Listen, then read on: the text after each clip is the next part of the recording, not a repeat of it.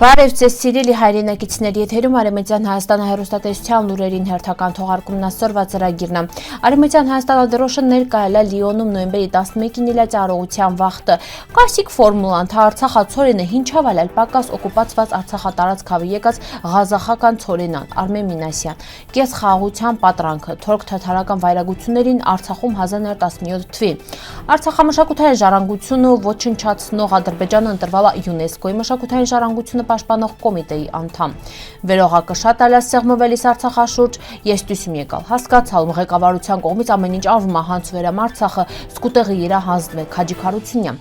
Մարդիկ քշեր ու ցերեկ մտածում են իրենց վղի գերեզմաների մասին, հույսով սպասում վեր մի օր ետ ընտրնլական, քամին Քոնյայինյուն, բայց թշնամին ոչ, Արծվիկ Սարգսյան։ Արևմտյան Հայաստանի տարածքում գտնվող հայկական վանքերը շարունակ ենթարկվում են վնասման։ Հնդկաստանը ագնախարի տեղակալ արևմտյան ուղղության հարցերապատասխանատու քարտուղար Սիբի Ջորջը քեցալա հայերի ցեղասպանության հուշահամալիր։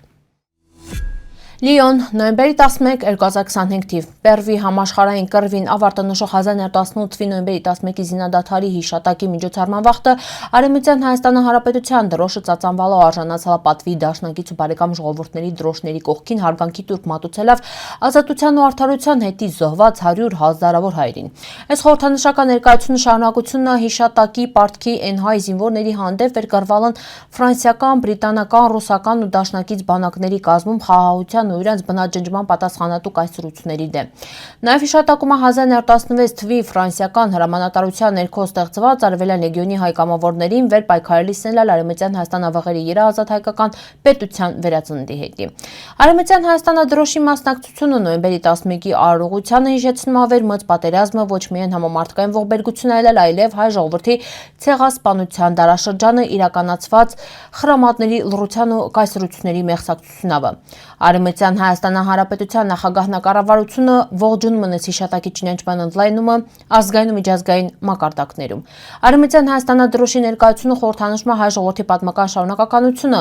մինչև խաղաղության, արդարության ու մարդկային արժանապատվության հանդեպ իր նվիրումը։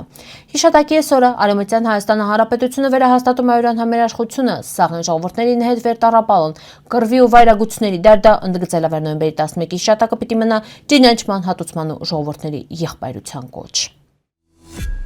Քաղաքագետ Արմեն Մինասյանը Facebook-ի նույնանեջումը կիրում է վեր Արցախելել է տարեկան արտադրվել իսալել մոտ 150,000 տոննա հացահատիկ։ Ղազախստանը նախատեսվել իսալել ներկրել տարեկան մոտ այդքան։ Կլասիկ ֆորմուլան, թե Արցախացորենը ինչով այլ պակաս օկուպացված Արցախի տարածքավ եկած ղազախական ցորենից վեր հանդրությունը պիտի հրճվե։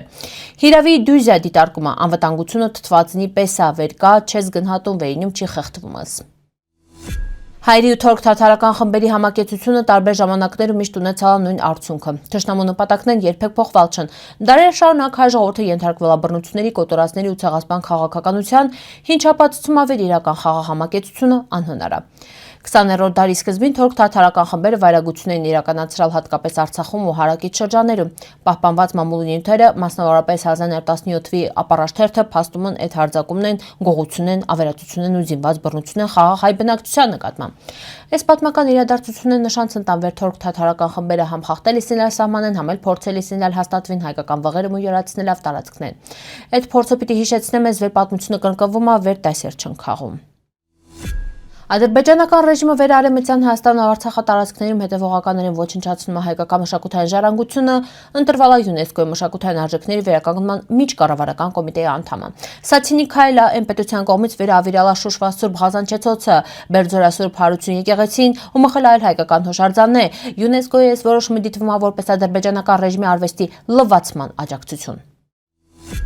2020 թվականի 44-օրյա կռվանի ետը Արցախամոց մասանցակացալ ադրբեջանական օկուպացիա հետակի ու հազարավոր արցախահայեր կուրցրալն ուրանց տները։